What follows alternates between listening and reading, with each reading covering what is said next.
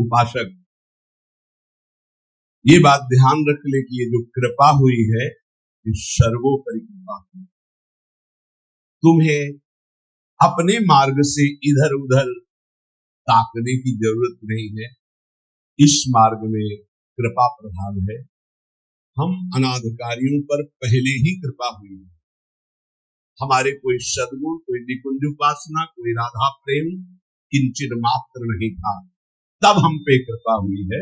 अब तो अपने चरण शरण में, अब तो अपने घर में, अब तो अपनी प्रेम पंक्ति में हमें बैठा दिया गया है। अब हमें चिंतन, हमारे हृदय में ये विश्वास हो जाना चाहिए कि मुझ अनाधिकारी के किसी भी साधन को देखकर नहीं घसीटा गया है। अपनी कृपा से मुझे लाडली लाल ने घसीटा है।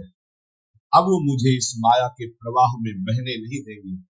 और हमको अब इस कृपा का अनादर भी नहीं करना है। कृपा का अनादर है मनमानी आचरण करना, आज्ञा के अनुसार ना चलना। मानो ये हमारा सबका प्रश्न है। अथ केन प्रयुक्तोयम पापम चरति पुरुषः अनिच्छन्नपि वार्ष्णेयो बलादि विनियोजितः। कल चर्चा हुई थी, जो हमारा स्वधर्म है उसका हमें पालन करना चाहिए। परधर्म भयावह, दूसरे के धर्म को स्वीकार करना मानो भय को स्वीकार करना। किसी भी प्रलोभन से, बिल्कुल साधारण धर्म, लोकवत धर्म, असाधारण धर्म, अध्यात्म, भगवत। साधारण धर्म में भी अपने धर्म का परिवर्तन नहीं करना चाहिए। जो हमारी भगवान ने धर्म व्यवस्था की है, जहां हमारा जन्म कर्म जो भी विधान रचा है, हम उसके अनुसार भगवत प्राप्त करें। जो वर्णाश्रम के अनुसार व्यवस्था, उसके अनुसार हम चलें। ये साधारण व्याख्या है। असाधारण व्याख्या है, कल चर्चा हुई थी, हम प्रभु के अंश हैं। हमारा स्व चैतन्य घन अविनाशी निर्विकार पर शरीर। स्वधर्म भगवत प्राप्ति, पर धर्म भोग प्राप्ति। योग होना स्वधर्म है और भोगी होना पर धर्म है। इसी से पता चल जाएगा कि हम स्वधर्म में हैं कि पर धर्म में। ध्यान दीजिए, भगवत योग होना स्वधर्म है और भोगों में रत रहना ये पर धर्म है। निर्लिप्त रहना भोगों से स्वधर्म है, भोगों में लिप्त होना परधर्म है। सबकी सेवा करना, कुछ ना चाहना स्वधर्म है, और सबसे सुख चाहना ये परधर्म है। भगवत प्रेम होना स्वधर्म है, शरीर प्रेम, शरीर संबंधी रिश्ते नातों में प्रेम होना परधर्म है। निष्काम होना स्वधर्म है, सकाम होना परधर्म है। निर्मम होना स्वधर्म है, ममता युक्त संसार में बर्ताव करना परधर्म है। अनासक्त होना स्वधर्म है, आसक्त होकर भोगों में, शरीरों में, रुपया में, नाना प्रकार की सामग्री में परधर्म है। तात्पर्य, प्रकृति के संबंध को स्वीकार करके जो कुछ हो रहा है वो सब परधर्म है। परमात्मा के संबंध को स्वीकार करके जो कुछ है वो स्वधर्म है। क्या सुंदर स्वधर्म की व्याख्या है। स्वधर्म चिन्मय, चिदानंदमय, अविनाशी है। परधर्म जड़ धर्म है, परिवर्तनशील है, नाशवान है। प्रभु का अंश स्व, प्रकृति का अंश शरीर। स्वधर्म प्रभु से जुड़ना स्वधर्म, शरीर से, संसार से जुड़ना परधर्म। शरीर संसार के भोगों की इच्छा परधर्म, भगवत प्राप्ति की इच्छा स्वधर्म। चेतन स्वधर्म, जड़ परधर्म, परमात्मा स्वधर्म, प्रकृति परधर्म। बहुत सुंदर, इससे सुंदर व्याख्या स्वधर्म और परधर्म की मिलना कठिन। परिवर्तनशील परधर्म, एक रस स्वधर्म। दो प्रकार की इच्छाएं होती है, एक भगवान की प्राप्ति की इच्छा, एक संसार की प्राप्ति की इच्छा। भगवान की प्राप्ति की इच्छा स्वधर्म है, इच्छा करना चाहिए। संसार की प्राप्ति की इच्छा परधर्म है, भयावह है, भय प्रदान करेगी, दुख प्रदान करेगी। कहीं कुधर्म को, अधर्म को, परधर्म को स्वधर्म मत मान लेना। दूसरे का अनिष्ट भाव, कूटनीति, आप अपने धर्म में इसे कुधर्म बना रहे हैं, ये स्वधर्म नहीं हो सकता। हमारे यहाँ देवता देवियों की पशु की बलि चढ़ा रहे कि हमारे इष्ट कुल से चला रहा है, तो प्रसाद में बोले ये स्वधर्म नहीं है, अधर्म है। स्पष्ट यज्ञ में आराध्य देव के सामने प्रसन्नता, संकल्प पूर्ति में जो पशुओं की बलि है, कैसा भाव है इसमें? कोई बड़ी बहादुरी है? भोले भाले पशुओं को लाके काट दिया और इससे अम्बा प्रसन्न हो जाएगी। अरे माँ है वो, उसकी भी माँ है। जगदम्बा शब्द कैसे सार्थक होगा? जगदम्बा शब्द कैसे सार्थक होगा? वो सब चराचर जगत की माँ है। माँ अपने बच्चे को काट करके ये देखकर सुखी हो जाएगी? नहीं। अगर सुखी होती तो जड़ भरत जी को जब काटा जा रहा था तो अम्बा जी काहे को विचलित हो गई, मूर्ति फाड़ के प्रकट हुई, काट के फेंक दिया सब अपने आराधना करने वालों को। ये स्पष्ट यहाँ आज्ञा है, किसी भी जीव को कष्ट दे करके, बलि आदि देकर, कि हमारा स्वधर्म है, बोले यह धर्म है, स्वधर्म नहीं। दूसरे का अनिष्ट भाव, कूटनीति, दुख देना, नाना प्रकार के जाल में फंसाकर दूसरे को दुख देना, बोले ये कुधर्म है। मनमानी आचरण, शास्त्र विरुद्ध आचरण अधर्म है। और अपने लिए जो निषिद्ध निषेध करता है शास्त्र, दूसरे वर्ण आश्रम, दूसरे धर्म मार्ग का नहीं, ये परधर्म है। कुधर्म, अधर्म, परधर्म का त्याग करके स्वधर्म में चले तो उसका परम कल्याण हो जाता है। तो अर्जुन ने कहा महाराज इच्छा नहीं है कि हम पाप करें, पर हमसे पाप हो जाता है। ये अर्जुन जी का प्रश्न नहीं, ये तो भगवान कृपा करके अर्जुन जी के हृदय से प्रश्न करवा रहे हमारे लिए। जैसे कई लोग प्रश्न करना तो नहीं चाहता पर पाप हो जाता है, पाप करते हैं, चाहते नहीं पर पुनः पता नहीं ऐसा लगता है कि कोई हमारे ऊपर सवार हो गया, हमसे करवा दिया। अथ केन प्रयुक्तोयम पापम चरति पुरुषः अनिच्छन्नपि वार्ष्णे बलाद्यु नियोजिता। हे वार्ष्णे, ना चाहता हुआ ये मनुष्य जबरदस्ती जैसे कोई पाप करा लेता है, ये कौन है जो पाप आचरण करा लेता है? बहुत समझने का विषय है। जो थोड़ा विचारवान पुरुष है, पाप से डरना चाहिए, ये बहुत कष्टप्रद होता है। वो पाप नहीं करना चाहते, अनिच्छिन्न, उनकी इच्छा नहीं कि हमसे कोई ऐसा पाप बने, पर पाप कर्म कर बैठते। ये है कौन जो पाप करा देता है? इच्छा तो नहीं ना। लोग कहते हैं मेरी इच्छा नहीं थी, फिर पाप कैसे हो गया? तो हम मानते हैं कि आप विचारशील हैं, पाप नहीं करना चाहते, पर भीतर जो पाप कराने की इच्छा है उसको तुमने देखा? क्या है पाप? भोग भोग करके सुखी होने की इच्छा। भोग भोग करके सुखी होने की इच्छा, इसको तुमने नहीं देखा? यही पाप कराती है। भोगों में सुख है, ये जो तुम्हारे अंदर बैठा हुआ यही पाप करा रहा है। एक दुख वाला भला आचरण करके दिखाओ, इसका परिणाम जो है वर्तमान में भी दुखद और भविष्य में भी दुखद, आप बिल्कुल कदम नहीं रखेंगे। आपकी सुख बुद्धि होती है।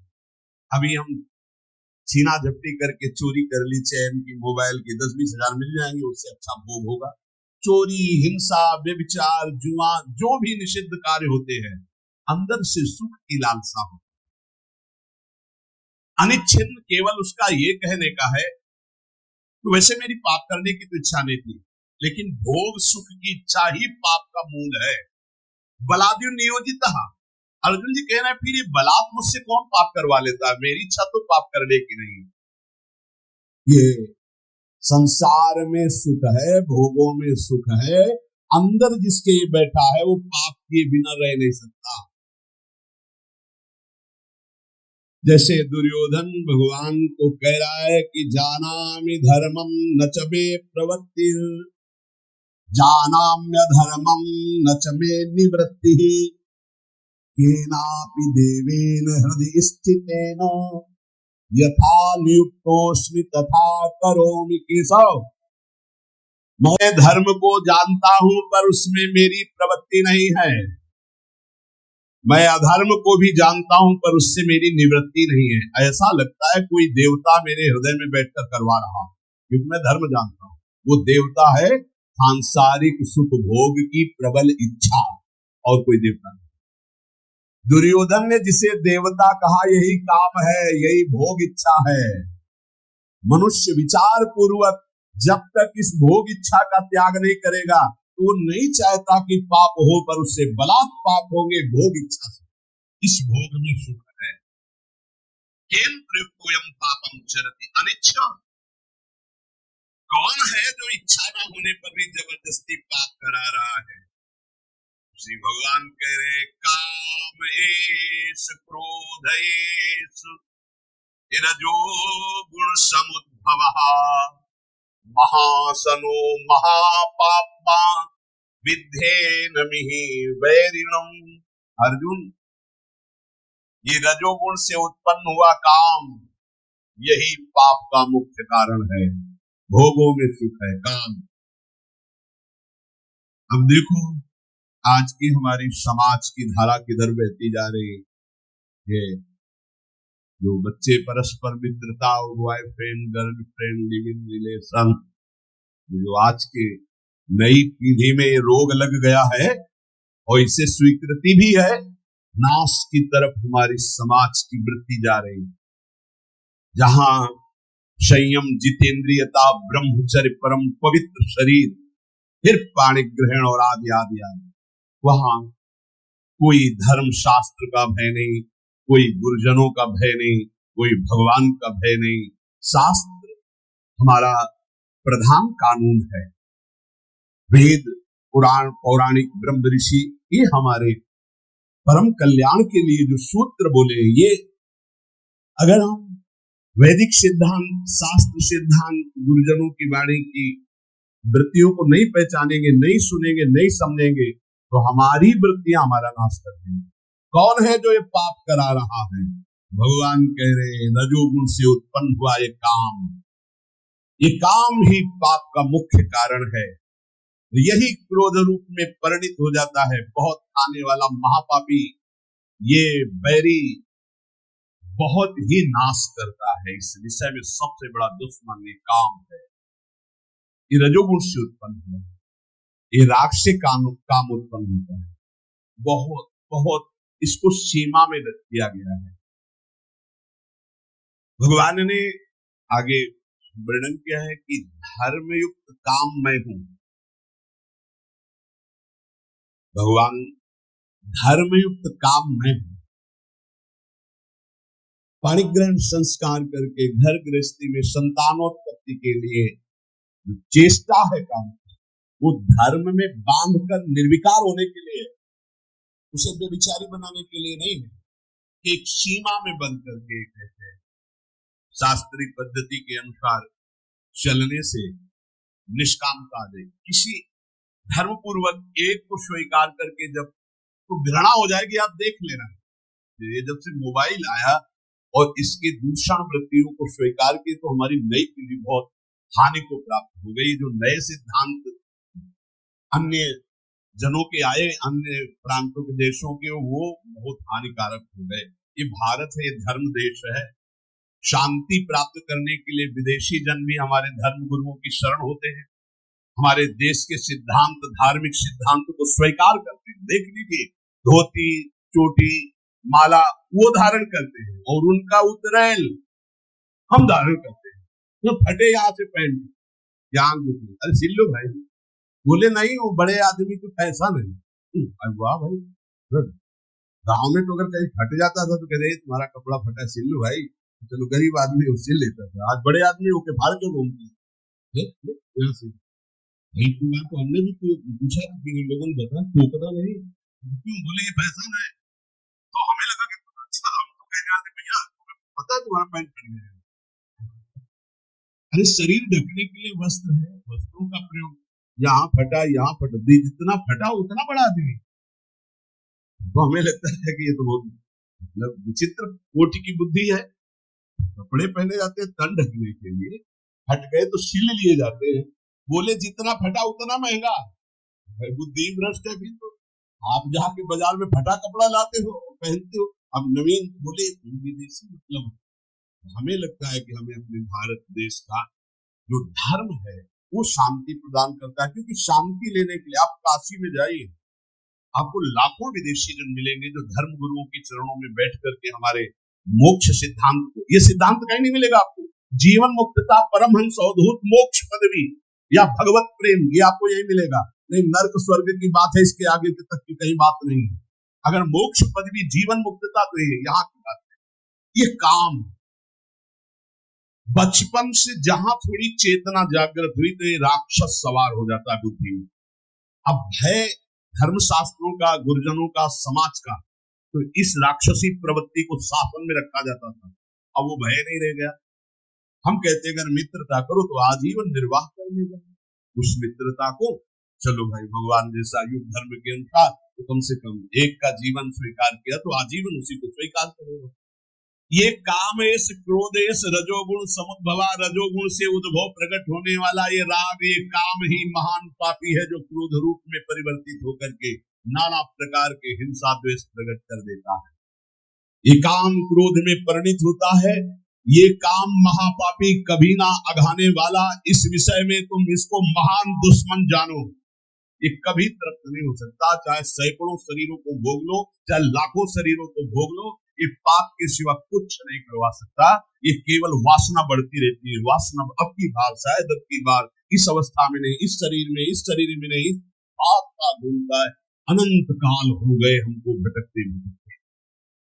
इसको समझना है। हमारे अंदर जो भोगों में सुख बुद्धि बैठी है, हम चाहते हैं बाहर से कि पाप न हो, पर अंदर से चाहते हैं कि सुख है, इसलिए हम भ्रष्ट हो जाते हैं, इसलिए हम नाना प्रकार के पाप कर बैठते हैं, इसलिए ना चाहते हुए भी हमसे हिंसा पाप आदि दोष होते हैं। इस विषय पर विचार करें।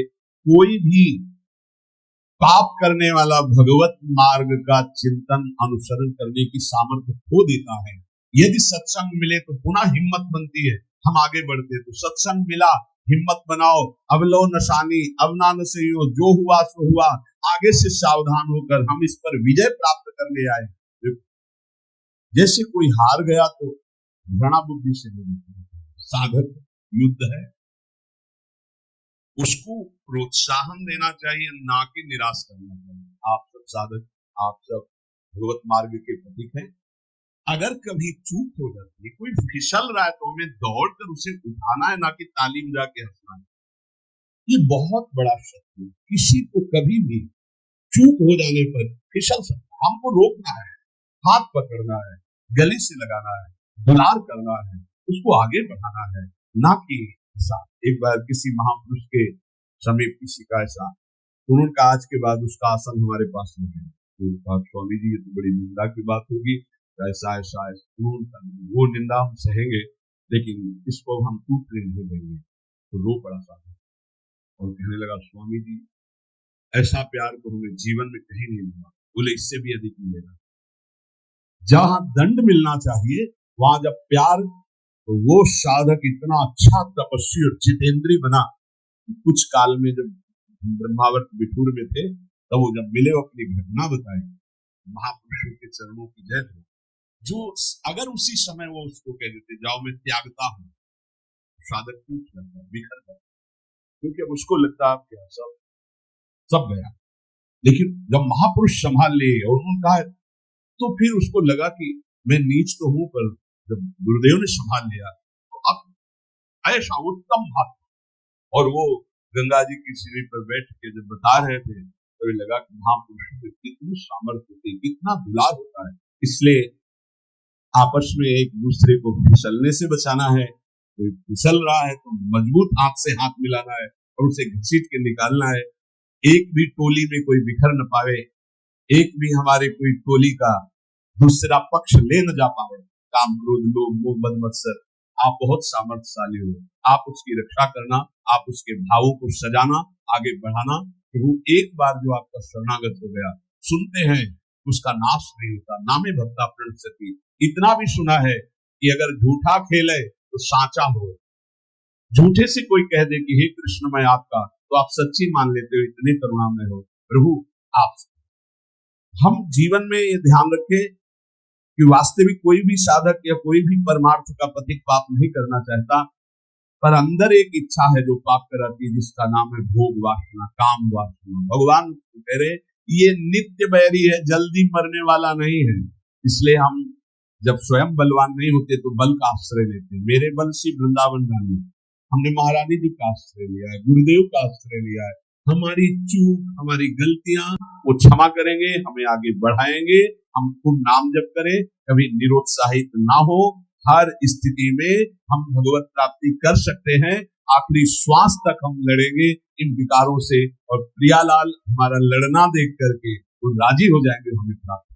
पक्का विश्वास करो, विश्वास करो। यद्यपि भक्त अनन्य जो विषय इंद्रियन बस होए, कर्मठ कोटि जितेंद्रियन यही शब्द है न कोई। यद्यपि वो विषय है, पर उसने श्यामा जी का अनन्य आश्रय ले लिया, उसकी समानता करोड़ों जितेंद्री, करोड़ों कर्मकांडी संयमी नहीं कर सकते। इसलिए हम बाजी जीत गए। नागरी दास ये जन्म जितायो, बलिहारी बनिहारी। सबसे पहले तो नवरात्रि की आपको हार्दिक शुभकामनाएं। दोस्तों, अगर आपको ये वीडियो पसंद आया हो तो इसे लाइक करना बिल्कुल मत भूलिएगा। अपने दोस्तों और परिवार के साथ शेयर करें ताकि और लोग भी इसका आनंद ले सकें। और हाँ, अगर आपने अभी तक चैनल को सब्सक्राइब नहीं किया तो जल्दी से कर लीजिए। साथ ही बेल आइकन दबाइए, जिससे आने वाली हर वीडियो आप तक सबसे पहले पहुंच सके। आपका सहयोग ही हमें अच्छा कंटेंट बनाने की प्रेरणा देता है। धन्यवाद।